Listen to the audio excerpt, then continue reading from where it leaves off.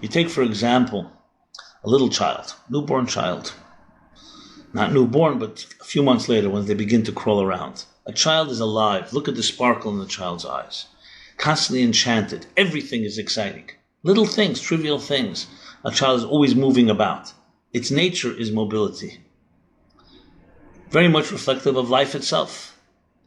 Life, look at life. What is life? Life is never static.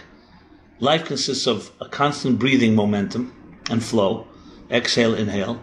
Life is a constant heartbeat and pulsation. A pulsating energy of contraction, expansion. Life is constant movement. And a child reflects that in the healthiest and most seamless fashion.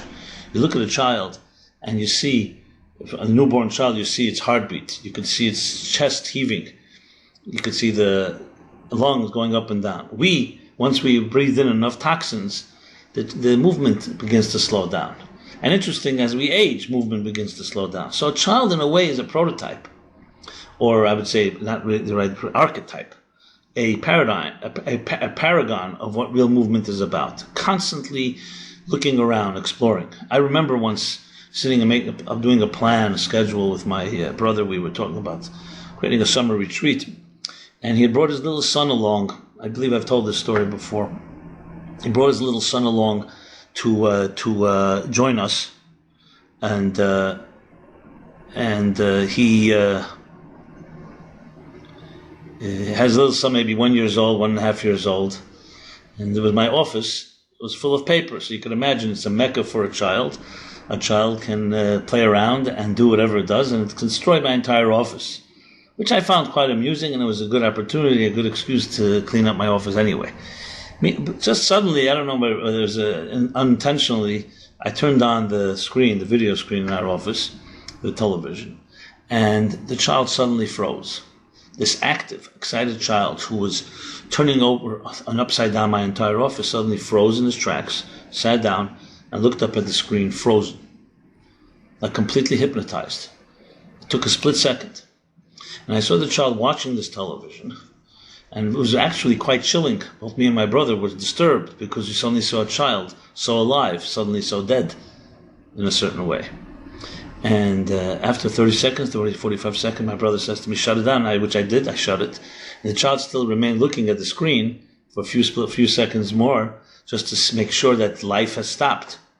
And what we saw was, interestingly, as life emerged, as life appeared on the screen, the child ceased being alive in the sense of moving about, mobility, searching and exploring. The stimulation, the visual stimulation, created this type of hypnotic trance.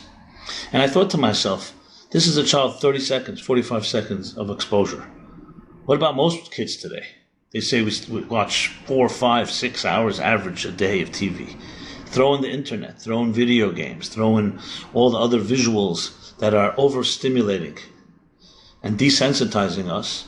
So we see action going on, action movies, superheroes, and we live action through those people, while we ourselves can be couch potatoes, sitting in our little comfort zone on our couch, munching on whatever it is that we munch. And movement is all around us. And we feel lifted by that movement as if we ourselves are moving. This is major deception. So once upon a time when we didn't have technology, there was no escape. You couldn't put on a video camera, a video machine, or a movie or a film for a child to watch.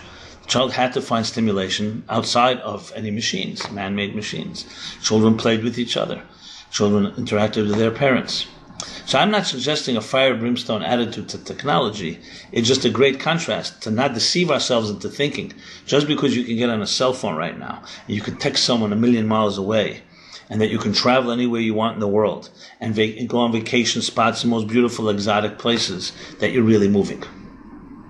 Because by contrast, a child may be in his own little room, bedroom, living room, crawling around, not flying anywhere, not connected to any technology, and there may be more movement going on in that child's soul and spirit, growth, than in someone who may have millions and millions of miles under their belt. You look at a chassid sitting under a talit, praying. And what do you see? You see a person who may be for hours and hours, I've seen this, under a talit praying on a Shabbos. And they don't budge from the place. but that person's soul, that person's heart, is traveling millions of miles, spiritually, emotionally, intellectually. And when you think of it that way, it takes on a whole different understanding of what is really movement. You see someone gazing at a natural beauty. It can be for hours. They're not moving physically, but what is going on in their heart, their psyches? You see someone maybe sitting in a chair pondering mysteries of existence. So movement is a much deeper thing than just the illusion of physically being placed to one place to the next. And the question really is are many people who are moving about a lot, travel a lot, who feel mobile and have the opportunity to really be in different places, are they really changing? Is there true movement and growth? Or perhaps this restlessness is not the healthy restlessness of a soul searching for more, the search for transcendence. Perhaps it's a restless soul running in fear, insecurity, because it doesn't trust anyone or any place to hang its hat and can't stay anywhere stuck for too long. Children who run from fire burning building, and I mean that not just in a physical sense, but in a psychological sense, are always on the run. It may appear like a free spirit, but they're just running for safety, and they're afraid to stay in one place for too long. So movement today has a very dissonant type of element where we can deceive ourselves into thinking we're really moving when you're not moving anywhere. And you can have another person, by contrast, who's in one place physically and is moving in most profound possible ways. I'm not suggesting they're mutually exclusive. You could have both.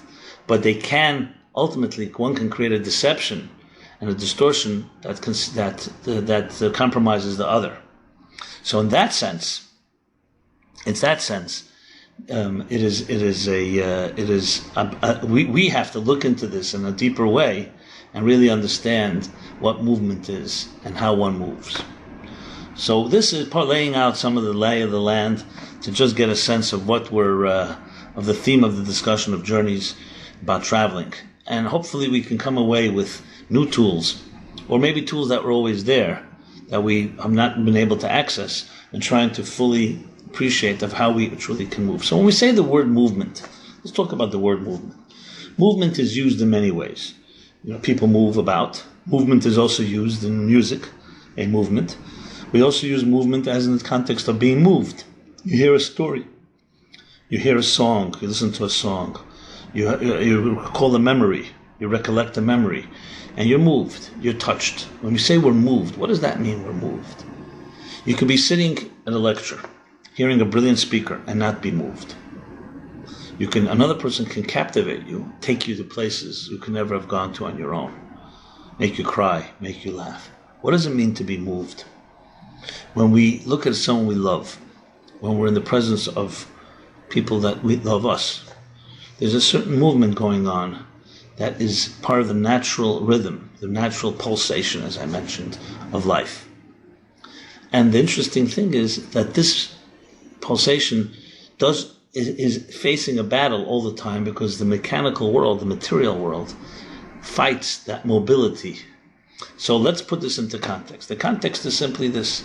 The soul is the epitome, the quintessential mover and shaker. The soul is a journeyer, a traveler, in the sense that it's constantly moving. It doesn't know what rest, it doesn't understand the concept of stopping. Even a stop, and everyone has to stop, is also part of forward movement. So the soul is compared to Ner Hashem Nishmat Adam. The soul is compared to the lamp of God, flame of God. It's compared to a flame. The closest approximation of what a soul looks like in physical universe is a flame. Ner Hashem. Look at a flame, observe a flame, and you see it's the only physical item, only physical entity that has the property of defying gravity. It's constantly flickering, constantly reaching upward. And were it not for the wick, were it not for some form of containment, it would expire. But when we look at a flame, the interesting thing is it alive? A flame, is a flame inanimate or animate? So the properties of the flame itself, you can say, hey, it's made out of oxygen, it's made out of other substances and elements and molecules that turn it into what fire is fire. But in essence, when you look at it, its properties are constantly moving. The same with the soul. So the soul may be made up of components, but its nature, its personality, is one of movement.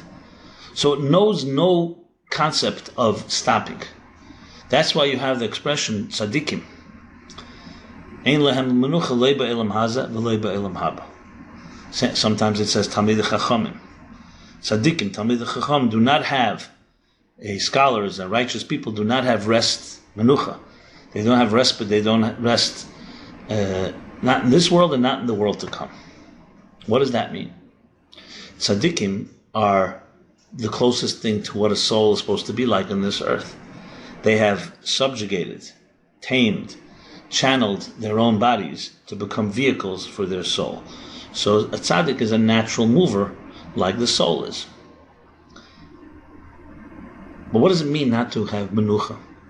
So to ask the question, rephrase it in a Talmudic sense, there's another Talmudic statement that says that Mashiach comes, the Messianic age, the 7th millennium is compared to the Shabbos, whereas the 6 millennia are compared to the 6 days of the week, work days. Shabbos is Yom Shekulei Shabbos Umanucha L'Chai Elamim. The 7th millennia will be a millennia that is like a complete day, in this sense, a complete millennia of rest, of menucha, l'chai elamim, forever and ever. The same word used, menucha. So how do we reconcile that? It says, tzaddikim, talmidei chacham, don't have any menucha, same word, any peace or tranquility or not in this world, not in the world to come. And then we say in the world to come, which includes the Messianic age, it will be a day of kulei menucha. How do you, ein la menucha and kulei menucha are seemingly diametric opposites. One of the beautiful answers given to this is, I believe the Marsha says at the end of the Talmud, the tractate Talmud, where that second statement that the Yom Shekulei Shabbos U'Menucha L'Chai Elamim is stated, and tzaddikim will be at peace with not having peace. In other words, there are two types of restlessness. There are two types of lack of peace. One is a person who's, I mentioned, constant fear, or even not even constant fear, but ongoing fear, always running, afraid. Psychologically, anyone growing up in a very abusive or in a very dysfunctional or unstable environment and home is running.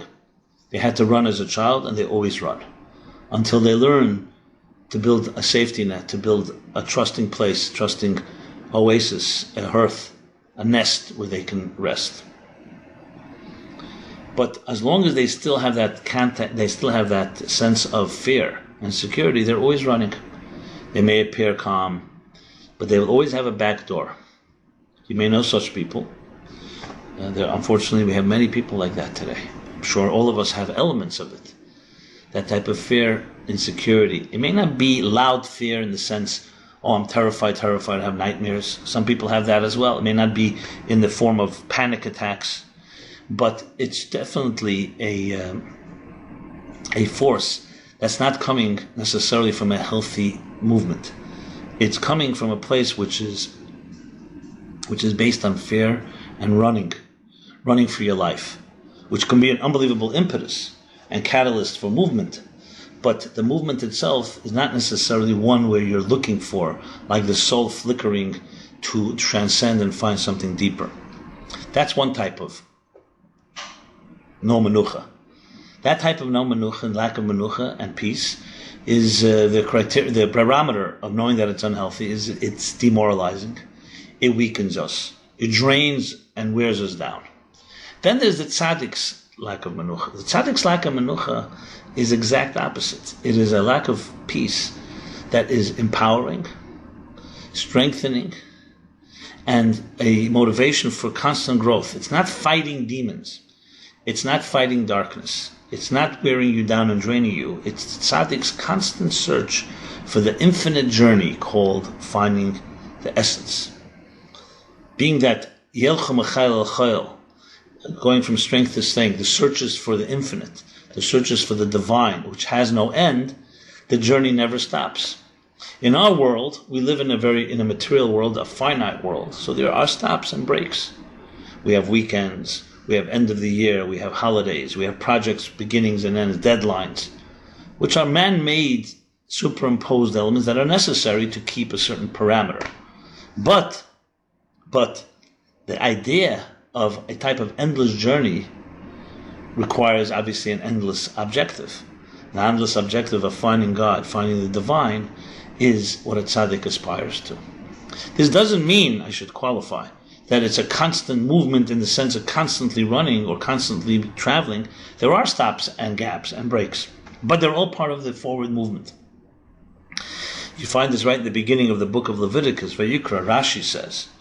Rashi brings and cites that when God taught Moses, the reason we have breaks in the Torah scroll, if you ever see a Torah scroll, you'll see it's not just a flowing text, but there are stops and breaks, that these hafsakim, these hafsakis, are breaks where God stopped and paused when he was teaching Moses Torah. As he was 40 days, 40 nights on Mount Sinai, he paused to allow Moses to absorb, to integrate. So those pauses are like the pauses where a teacher will share something with you, allow you to absorb it, allow you to reflect on it. Similar to when a person, let's say, eats. You don't just eat in one bite. You eat bite by bite, spoon-fed, and allow it to digest it until you take the next bite. When you move forward and you walk, sometimes you stop for a moment, or there's the short pauses between steps, all part of forward movement. That's not to be confused with someone who gets frozen or paralyzed in one place. I remember once at one of my classes, a funny thing happened. We had seltzer bottles on the table. And seltzer bottles, especially if somebody, let's put it this way,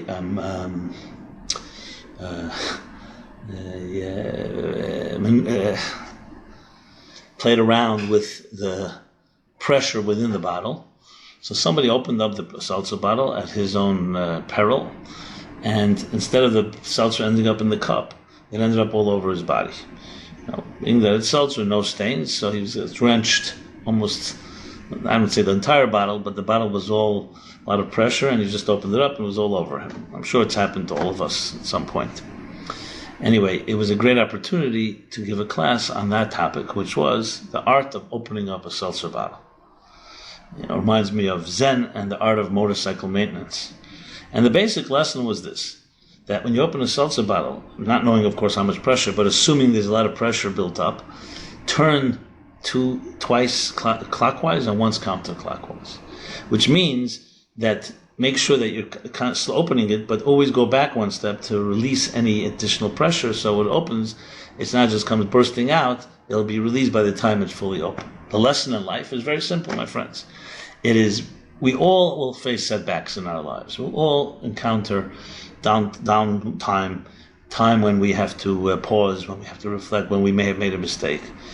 And the key thing is that make sure that when you move forward, you always take 2 steps forward. So when you have 1 step back, 1 turn back one way, but 2 turns that way, you're making progress. Because that way, for every forward step, you're always making 1 step ahead. So 2 steps forward, 1 step back means 2 minus 1 means that you made 1 step forward. So every step forward keeps you going. If it was 1 step forward, 1 step back, you stay stuck in the same place. And we will all have both moments. We will have times when we're motivated and driven, forward thrust.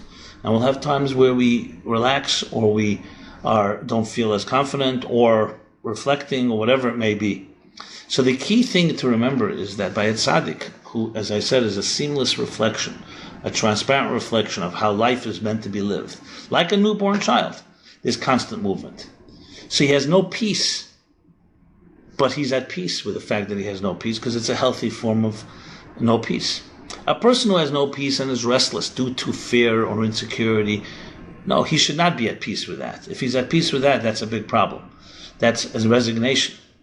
That is fatalism. That's accepting your lot. A tzaddik knows, and a Talmid Chacham knows, that the journey is forever. Think of knowledge, since we mentioned Talmid Chacham, knowledge. A tzaddik is more of a righteous person in the sense that he's a righteous in actions. A Talmid Chacham is a scholar. Knowledge. Is there an end to knowledge? Is there a thing that you can say, I've reached the pinnacle of knowing?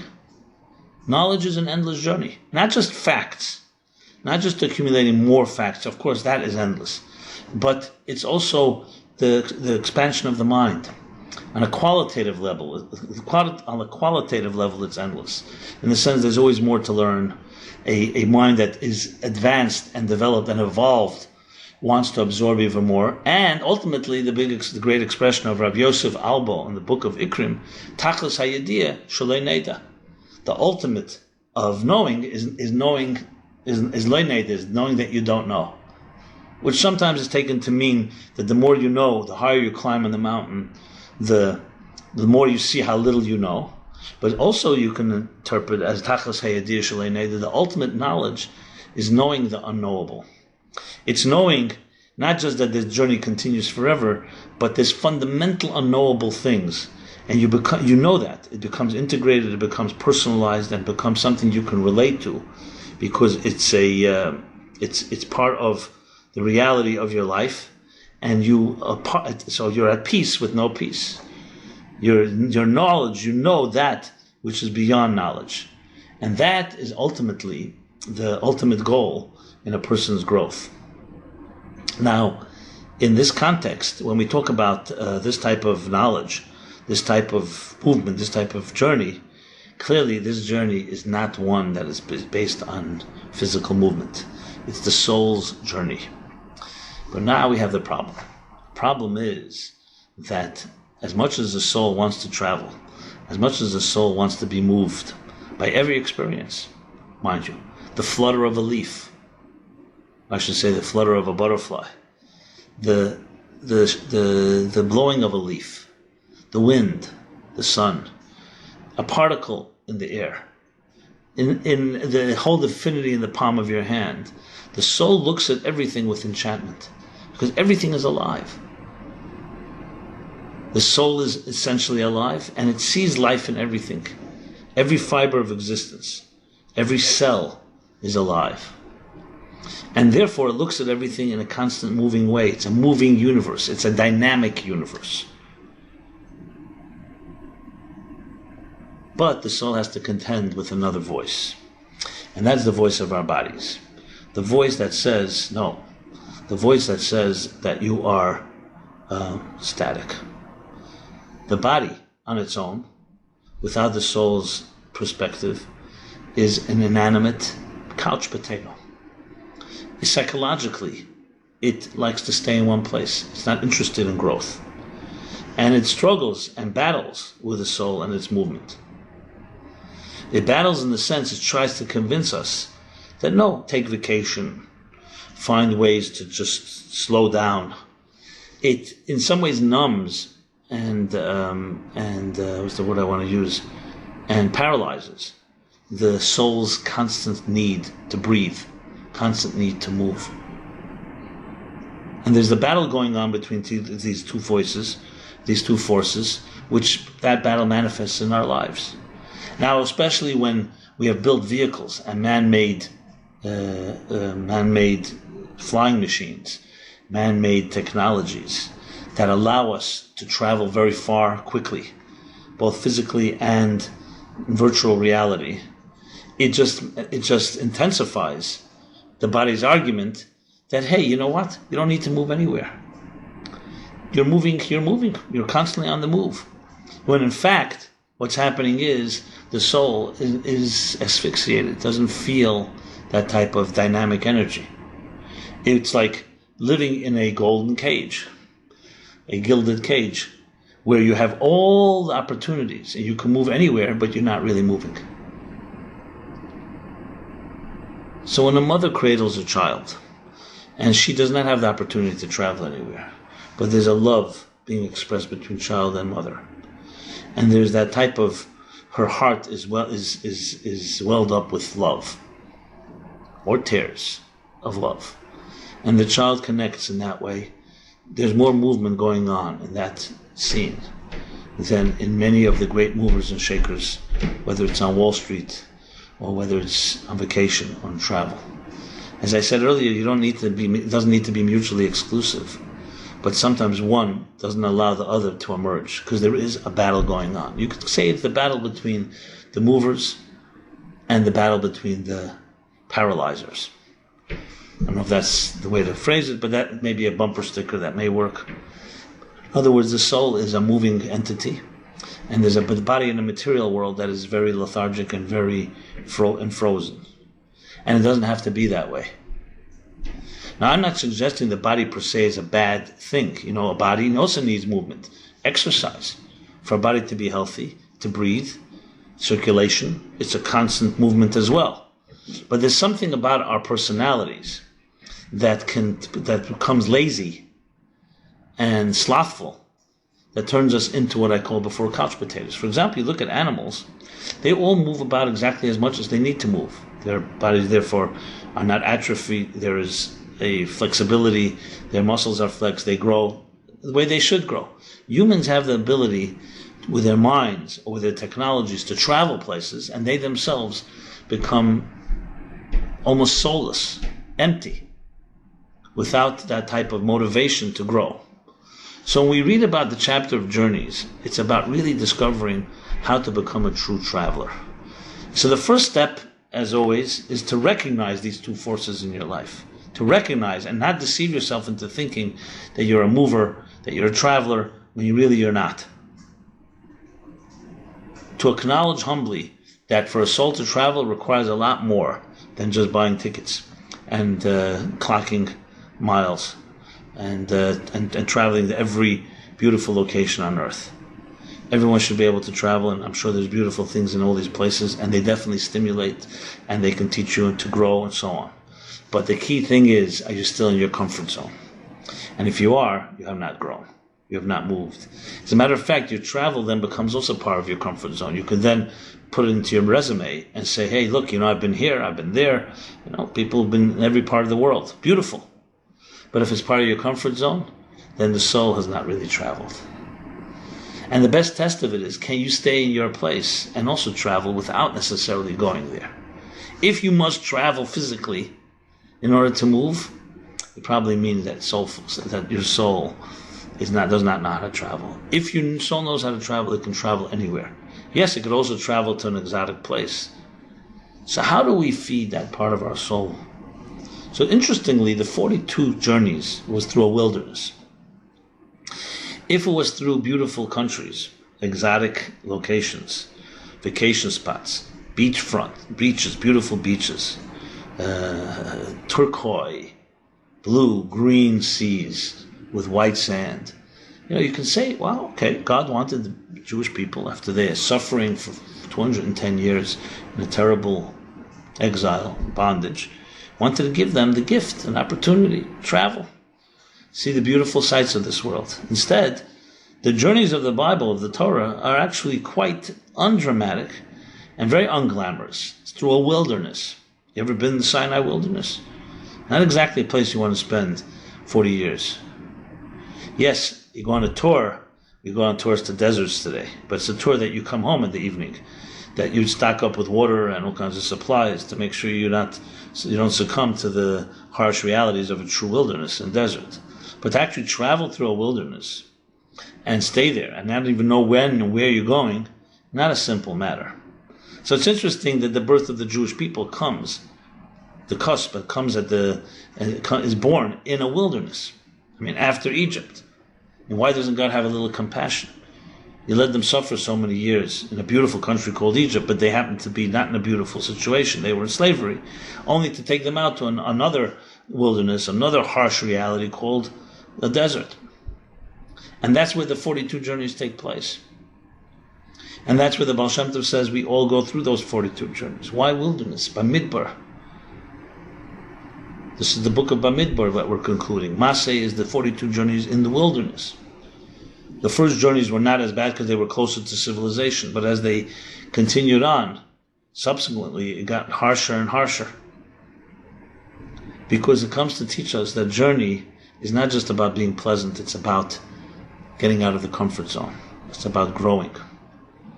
And sometimes we need to recognize that through the antithesis of being in a place that's parched, difficult, and not easy. And here's a concept that is a most powerful concept that many of you may have heard of. The concept of Yeridus HaNeshama B'Guf. The journey, perhaps the beginning of all journeys, the mother of all journeys, of the soul's descent to this earth. So there's an interesting debate between Shammai and Hillel, the two classic sages that argue about many different matters, especially their students, Beis Shammai, the house of Shammai, and the house of Hillel. And the argument is it more pleasant for a person to be born or not to be born? So Shammai says it's more pleasant not to be born. Nuach la'adam shalei nivra misha nivra. It's more pleasant not to be born than to be born. Or more pleasant not to be created than to be created. Hillel says, Nuach la'adam shal nivra mishalei nivra. It's more pleasant for a person to be created than not to be created. And interestingly, even though usually the ruling is according to Hillel, who's usually the more lenient one, in this case, the ruling is according to Shammai. And what is the ruling? The ruling is that it's more pleasant not to be born. So the Alter Rebbe, Likutei Torah, asked the question, what does that mean? So he answers, Nuach, the word is Nuach, pleasant. It's definitely more pleasant to live in the spiritual heights of a transcendent world where there are no concerns about health and financial worries and anxieties, emotional, psychological abuse, cruelty, selfishness, so on and so forth. Of course it's more pleasant, but it's more meaningful to be born than not to be born. It's more meaningful to be created than not to be created. So the word pleasant, Shammai is correct. This world is not a pleasant world. We all have faced difficulties. But more meaningful is this journey. Because as long as the soul remains in its spiritual habitat, it is in its comfort zone. So interestingly, comfort zone here is being used in a positive way. It's in its own spiritual habitat, but it's its own comfort zone, so it never is motivated to get out of its own natural state of being, its own natural personality. So we find this context, this theme throughout Kabbalistic and Hasidic writings, where it all talks about the need to force the soul, yes, to coerce the soul, al korcha chatachai, to leave its comfortable habitat and enter this world. And all because getting out of the comfort zone of the soul's comfort zone, allows it to thrive, to flourish, and achieve things it could never achieve in its own nest. So soul doesn't want to go, has to be commanded, has to be coerced. With telling the soul as well, one of the incentives is that you'll reach places you can never reach on your own. Using the example of zayis, an olive does not produce oil until you press it. So getting out of a comfort zone means the pressure and all the challenges that force you to have to excel, force you to have to rise to the occasion and be the best you can be. Like a tea bag. You don't know how strong a person is until you put them into hot water. This world is a world of hot water. All the paths are dangerous. We don't know what tomorrow brings, but we know we have the strength to overcome any challenge. So it's interesting that it says, Mahalchim beina oimdim. About the soul, it says that the soul are travelers among those that are standers. So think of a traveler, one traveler around many travelers around, surrounded by those that stand. And the Hasidic texts explain, Oimdim refer to the angels, or sometimes to the souls as they are in heaven, in the spiritual habitat. And Mahalchim, the ones standing in one place, are spiritual entities, but they're staying in one space. Even if they move a bit, they move in their own orbit. Whereas the soul, as it comes down to earth, is Mahalchim. It has the power to become a traveler, because it's going out of its comfort zone, and therefore being elevated and motivated to new places that are outside of its trajectory, outside of its natural path. So here's an interesting thing. We're not just talking about movement as versus standing in one place, movement versus being stationary. We're talking about movement versus movement in your own path, or trodden path, and movement into new areas. Abraham had moved before he went Lech Lecha, but Lech Lecha ma'atzacham ma'aladadcham beis avicha, to get out of his comfort zone, that he did not do. Or at least not to that extent. So a person can move But they're still moving in their path. We all move, we have our orbit, we have our comfort zone, we have our friends, and there's movement. But it's a movement that's not challenging you to get out of your own natural habits and routines. And just to give a few examples, Rab Zera was a great scholar. He had mastered the Talmud, the Babylonian Talmud. And then the Talmud tells us that at some point in midlife, he decided to fast 100 fasts in order to forget the Babylonian Talmud so he can go ahead and study the Jerusalem Talmud. So the question is asked, since when do you have to forget knowledge to accumulate knowledge? Knowledge is accumulative. Whatever you knew yesterday helps you get to the next stage. The second question is, as a matter of fact, it's forbidden to intentionally and deliberately forget Torah, God's Torah. And the answer given, a beautiful answer, is he wasn't interested in forgetting what he had learned. He was interested in the methodology, the comfort zone. He had learned to think a certain way. Today, psychologists tell us by age 7 and 8, we already have developed our way of thinking. We haven't accumulated all our knowledge. We're not yet evolved. But the way we will think, the way we will solve problems, and each one people have different ways, has already been established based on parents, on genetics, and so on. Education, people who have helped shape us in our formative years. Rabbi Zera, a great scholar, imagine it, who had mastered an art. No, you've already mastered a way of solving problems. Why look to solve a new one? Because he was a true humble seeker. Ein lehem menucha, he was not at peace. He was at peace with the fact that he was not at peace. So he wanted to move a new way of understanding things. Jerusalem Talmud's methodology is a different type than the Babylon. Babylonian works things through questions, through counter questions, through arguments. Through darkness you come to light. Talmud Yerushalmi is called Or Yashar.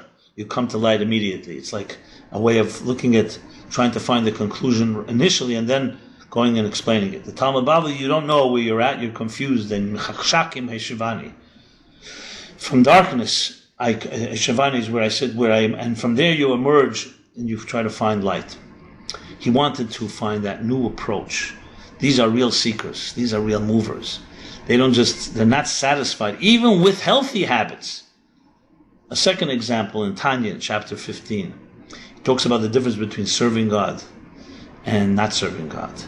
So you'd think the differences of serving God is pretty obvious. Someone serves God, someone dedicated and does what God wants them to do. And not serving is someone who is interested in their self-interest. They're self-centered instead of God-centered. No, the Talmud says something interesting, and the Tanya elaborates. What does it say? That a person, in those days in the Talmud, there was a custom to study and review your studies 100 times. 100 times they would review a Talmudic passage or other things they learned. It says, a person who reviews their studies 100 times is considered lo yavodai, someone who has not served God. That's interesting, huh? Who is an Oved Elokim, a servant of God? Someone who studies 101 times. That one time, as he explains in that chapter 15 in Tanya, that one extra time tips the scale of a stationary person to a mover and shaker. Why? Because he's gone out of his routine. 100 times studying something. We're talking about a good habit. We're not talking about doing something wrong, but it's your habit, it's your routine, it's not your comfort zone. So there's a lack of movement. Real movement is qualitative. It's not just that you'll study it one more time, it's that one qualitative time that you went out of your routine. That turns him into a servant of God. So you see, the standard here isn't about just going from bad to good, it's from good to excellent, from good to great.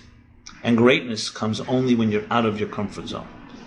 That's what the 42 journeys were necessary to go through a wilderness. Had God taken them through beautiful countries, as much as they may have deserved it, it would not have taught them the secret of life. You need to be challenged. Movement is not about physically going to places. It's about spiritually going to places, to new places. And that's why it's not contingent on how many miles you travel. It's being able to see the extraordinary within the ordinary. You don't need to go to an extraordinary site.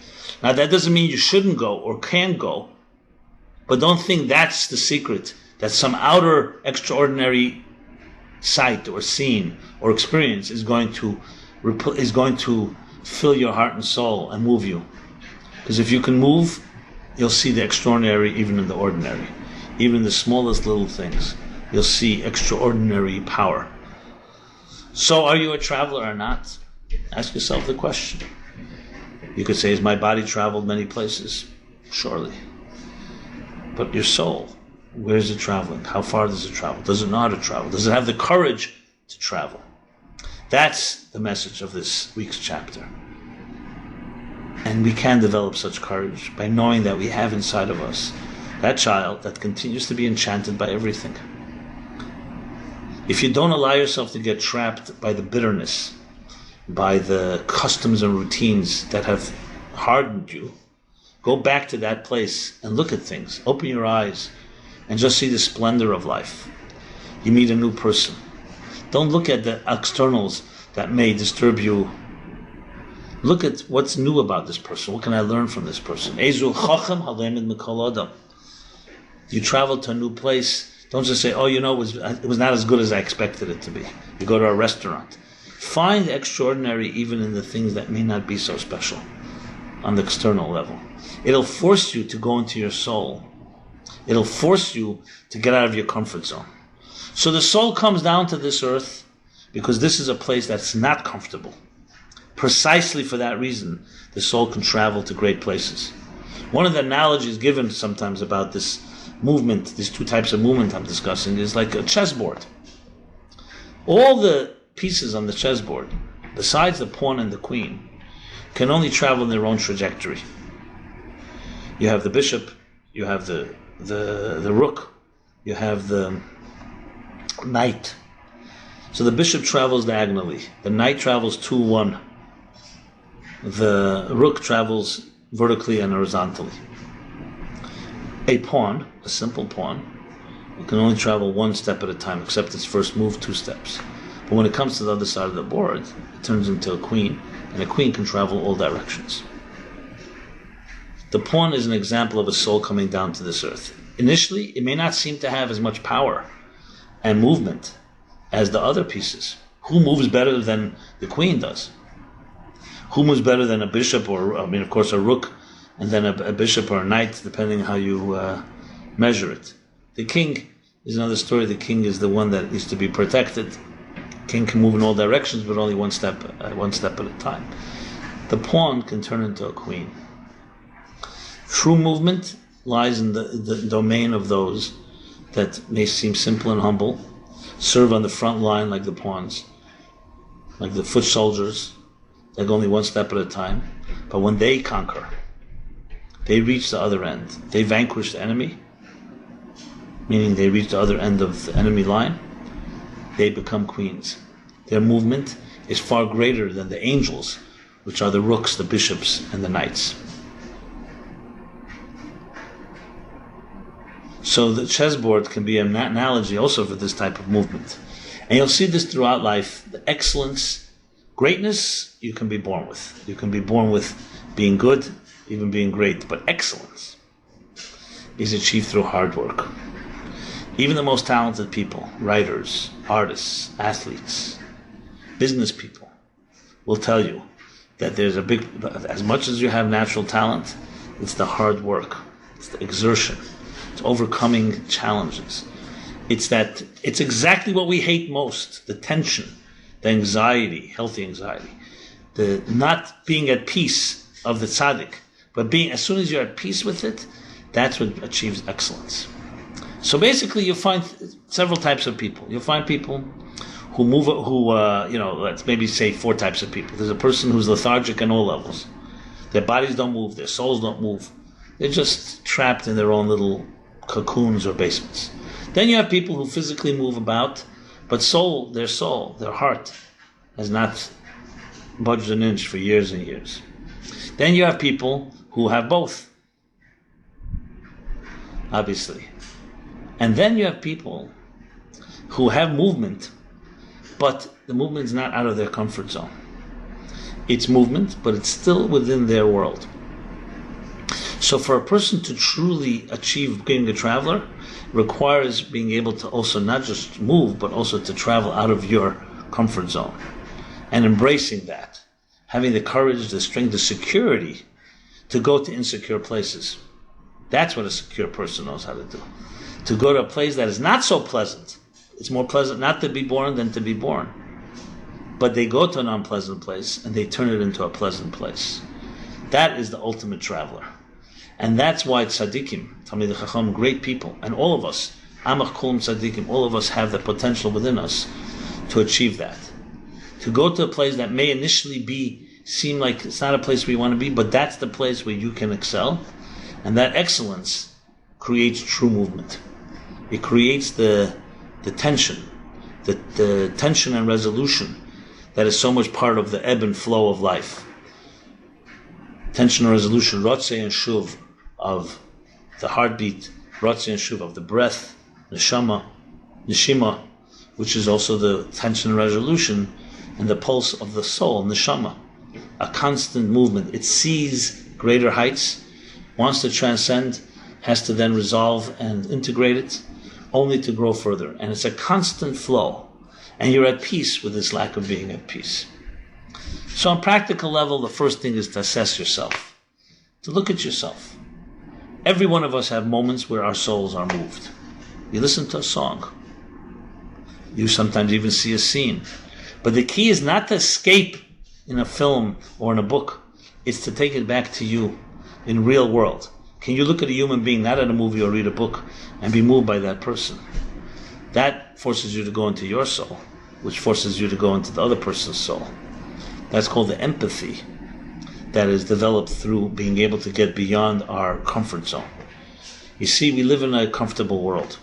It's easy, and it's relatively lack of challenges. And the challenges we do have, unfortunately, as I said earlier, the people that move, not in a healthy way. I should have added that as one of the categories. People who move out of fear, out of insecurity, they're running all over the place. And sometimes that creates the illusion of movement. I know some of the most creative people. Some people who have achieved great things, but it came out of a lot of pain. They say many artists, it's about pain. It's about existential loneliness. It's about losing something that creates sometimes excellent creative juices begin to flow. I am suggesting we don't need to wait for pain. We don't need to run in an unhealthy way to run in a healthy way. You can motivate yourself by looking at the world and saying, I was sent here on this earth on a mission, on a journey. You're a traveler. We are soul travelers. And we are frequent flyers, spiritual frequent flyers, which means our soul came down to this earth on a journey. It will go through many journeys in our lives, as I said, 42, but even more when you break it down. Each journey will have its challenges. A journey by definition means you're going to a place where you were not there before, because if not, it's not really a journey. You're just returning to your own orbit. And when you go on this journey, you'll have two options. You'll either retreat in fear, or you'll embrace it. You'll celebrate the journey. You'll celebrate being at peace with not being at peace. You'll celebrate that this movement will bring your soul to new places, give it new opportunities, allow the soul to emerge and actualize itself in ways that it could never have done had it stayed in its own place. And you will learn to embrace not only the comfortable, but also the uncomfortable. Going to a room, you see strangers. Do you gravitate to the strangers, or do you gravitate to those that you know? So the natural part of us gravitates usually to the ones that we know, the people we recognize. But the soul is eager to meet that which is unknown. And it has the confidence to do so. So this is a case-by-case approach that each of us has to figure out where we stand. But we have to know that our souls are waiting to be released. They're eager. They're enthusiastic to take on the challenge. And we can truly be true movers. We can be true travelers if we allow ourselves to be that way. True travelers by embracing the challenges of our lives and seeing how they can become opportunities. I speak on a personal note. I travel, met many different people. Maybe this is part of my personality, maybe part of my training, but I really am excited to meet a new person. There's always new potential. You always see the dignity of another journey. You always see something unique. And I really am excited to be able to engage and see how we each can help actualize one another. And not necessarily with strings attached. It doesn't always have to do with a business deal. It's about understanding the beauty, the magic of our intersecting, of our interacting, of the synergy and harmony that comes through the tapestry of so many different individuals. Every one of us has our sphere of influence, has our friends. There's time to start looking at it all in a new way, and that makes you a journeyer. Even though it's easier to meet a new person and say that's a journey, you know something? In even the people you know, you can find new things. After years of getting accustomed to someone, maybe it's time to sit down and say, hey, the soul's potential is unlimited. God is unlimited. Let me see what this person is capable of. Now, we need to balance the two. Sometimes we need a rejuvenated energy by going into an area that's completely unknown, but sometimes we have to bring it back to things that are comfortable and make that uncomfortable. Make your comfort zone an uncomfortable place. Let's put it that way. Or, as some say about me, and I'm sure about others, you make happy people miserable and miserable people happy. Let's clarify that. I don't mean happy people miserable in a bad way. I mean happy people to be a little more insightful, thoughtful, introspective, not so comfortable with themselves. It's always good to have a certain element of serenity, but not too much. A little angst, a little searching, a little yearning for something more. So, in this week of journeys, as we conclude the fourth book of the Torah about traveling, and each of us, it teaches us, it behooves us to think of ourselves as travelers. Each of us are movers and shakers. We've been sent to this world, a foreign world, an alien environment, for the soul to excel. Think about that. When you wake up in the morning, Moda Ani, you say, acknowledge, my soul has just returned to me. It's just been returned to you from a more spiritual environment. The Medrash says that during sleep, the soul gets rejuvenated in the well springs and refreshed in the waters of the divine, only to begin another day, a fresh day, taking on new challenges, taking on carpe diem, seize the day, taking on the new opportunities. And each day has that type of refreshing element that begins anew. Don't think of the day just, another day in the week that has been going on forever and ever. The more things change, the more they stay the same. That's the voice of the lethargy, the lethargic voice, the stationary voice. And then there's the voice of embracing, of celebrating the new, looking for the new within the old, seeing the original, even the things that seemingly have been with us for so long. And then, of course, embracing and taking on challenges that are original and actually new. And this is something each of us can reach. Each of us are capable of. It's just a matter of applying yourself. And, of course, as I always say, one of the greatest pieces of advice is to be around other travelers. Journeyers. The journeyer in you, the journeyman or journeywoman in you, the journey person in you, will emerge when you're with other travelers. That's how it is. It's like going on a group tour, on a group journey. It makes it easier, because when others are on, they say about when others fly, it helps you fly. They say that the formation of geese when they fly in that V pattern is perfect for the geese to ride on what is the word used? The air pockets created by the geese before them. So the V pattern helps them all fly with each other. So sometimes in this world where things can be difficult, it's good to fly with another. It's good to be able to engage in that particular way. So, yes, William Blake said it well, to see infinity in the palm of your hand. I forget already the whole poem, but basically the grain of sand and the palm of your hand, and to be able to find eternity in an hour. It's the ability to be able to look into the eyes of your beloved, and without moving even, being able to travel places that no one has ever traveled before. There's no question that we are capable of that. Love does that. The same is with other experiences where you can reach the heavens and beyond from where you are right now. And then, of course, physical travel will only enhance that experience. And that's really what it comes down to. You can sit on a park bench right now right near your home, without paying a penny to go anywhere, without flying on a plane or on a boat or in a car, and just look at the air, look at the birds, look at the sky. You look closely with a little patience. Don't get caught up with all the technologies that keep us so-called connected, but really numb us from seeing life and the vitality around us. That is traveling. And when you train yourself to do this every day, I would suggest every morning, anytime, it could be in the evening, take 5-10 minutes. Learn to travel. Learn to stay in one place. Sit in one place. It could be through prayer. It could be through study. It could be through meditation. It could be through hearing a song. I would suggest the less stimulation from outside, the better. Try to stimulate yourself. So not even a song. You want to sing, but without someone else singing for you or without playing music. Try to stimulate from within the journey. Try to move without anything else moving you. In other words, no vehicles, no crutches, no tools, no wings of others. Develop your own wings. You'll be surprised. Dedicate 5 to 10 minutes a day to this. You'll start seeing, number one, you'll build confidence that you're capable. Number two, you'll want to do more of it. Number three, you'll be able to then go into the world where there are vehicles and learn how they do not necessarily replace your ability to travel and to fly. So keep clocking in, keep accumulating and amassing those frequent flyer miles to get you more tickets. But don't obsess and don't get consumed with that. Try to find the real frequent flyer miles, which are the souls.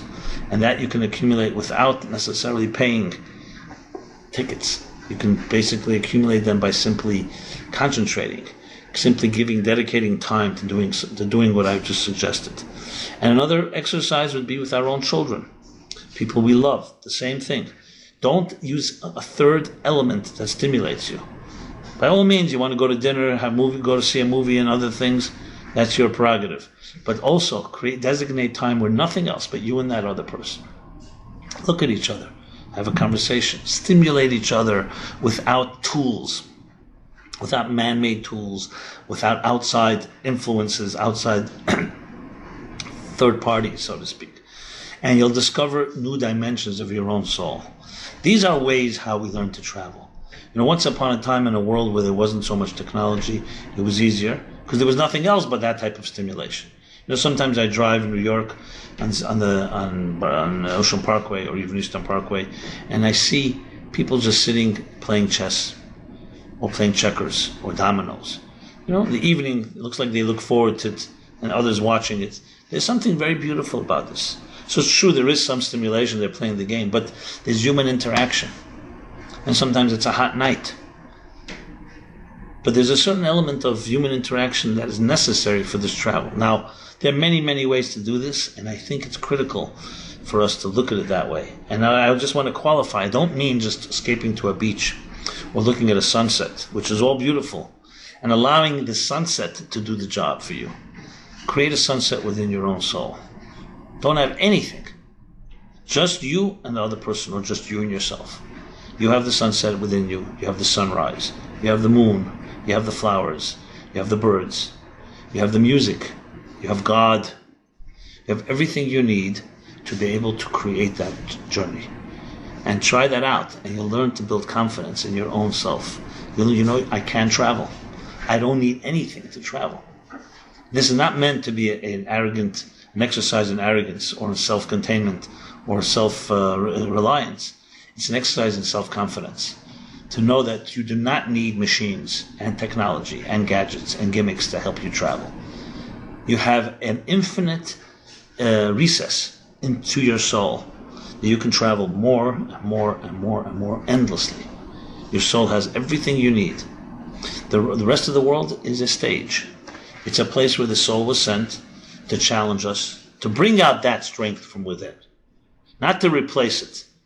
Not to seduce us. Not to distract us and other types of stimulations. So you have right now, where you're sitting, where you're standing, wherever you are right now, you have that soul, which is literally an infinite journey in itself. It's a place that you can reach the deepest places of what we call the Ein Sof, the infinite, because it is part of a piece of the divine. So coupled with our physical experiences and that soulful inner place, you can fly and reach heaven and beyond.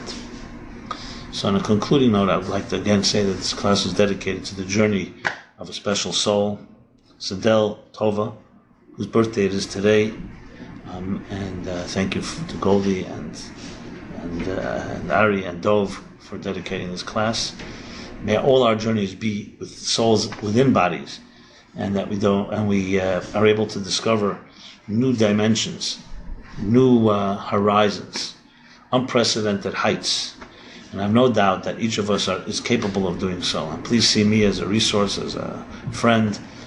As I said with the geese, humans too, our wings can help each other, propel each other, help carry us, especially sometimes when you need a little more support. Have others that support you, and you in turn will support them when they need a little more additional incentive and help. And maybe all together create a meaningful life. And I'd like to also say this occasion that next week I will be giving this class, both online and on location. And it's an honor to be speaking to you, honor to be part of your journey. And thank you for allowing me into your life, to your time, into your sacred space, wherever you may be in the world. Today's technology, right here, sitting in one space, I was able to travel and journey thousands and thousands of miles into the living rooms, to the dining rooms, into the bubble baths, as I always like to point out, into the comfort zones maybe of any one of you listening to this.